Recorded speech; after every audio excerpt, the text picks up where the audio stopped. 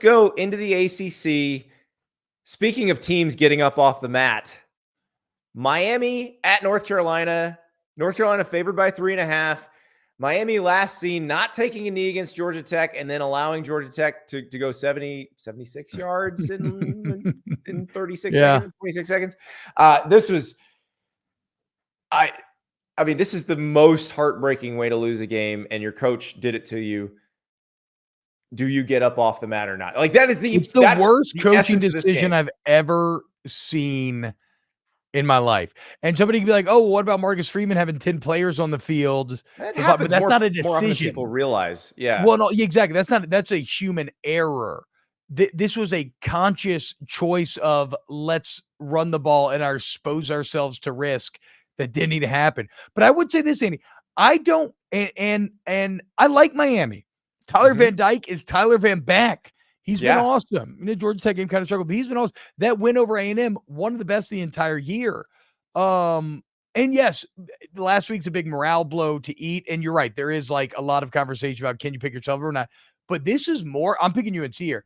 This is more about me loving the Tar Heels this year. Yeah. Okay. Are you telling me I gotta, and you tell me though, I got a UNC Tar Heel team where Drake Maye hasn't even played that well. I mean, going to last week, he had 5 touchdowns, 4 picks, and they're undefeated. You got a UNC defense with Gene Chizik giving up sub 20 points a game. You get Tez Walker back. In the first game, you get Tez Walker back. You blow out Syracuse. Drake Maye throws for 442, 3 touchdowns, no picks. So he's rounding the form. The defense good. And I get it. Miami, I think, is actually ranked higher in a points per game and points allowed per game standpoint. But I love this UNC team. They've been continuously covering this year. Their morale infinitely higher than Miami. They're at home. Give me UNC -3.5 all day here. So here's my thing about Miami. Do we see the offense that we saw in the first 4 games? Or do we see the offense that we saw in the Georgia Tech game? Because it feels like they looked at Georgia. Remember, Georgia Tech changed defensive play callers the week of the Miami game. And I do wonder if they kind of turtled up and tried to get really conservative.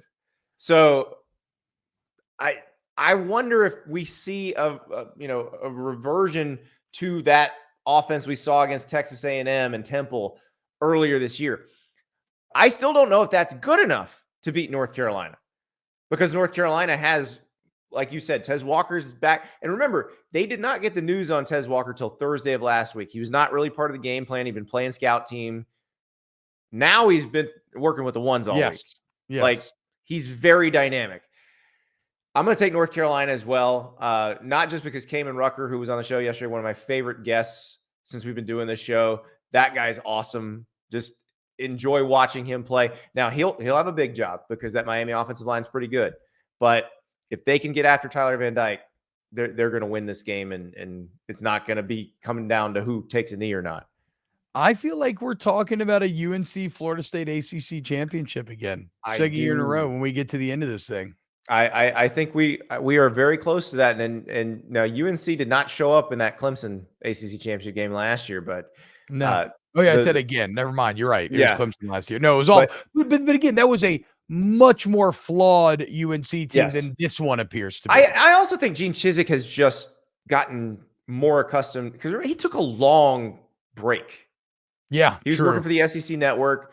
Yeah, football changed so much from a day-to-day standpoint and from an X's and O's standpoint since he'd been gone, even, that it probably takes a little while to get back in the flow.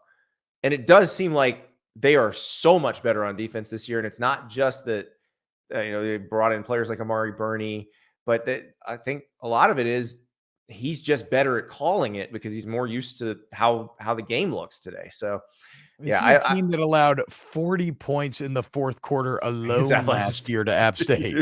And now they're giving up sub 20 a game. They won. I mean, that's the craziest game I've ever seen in my life. It was one of those that kept moving down the priorities on TVs, and I had to keep moving it up to the top. Yeah. Thank you so much for watching. Just a reminder, subscribe to this channel right here so you never miss an episode of Andy Staples on 3. And oh, by the way, watch all the other great videos on the On3 Sports YouTube channel.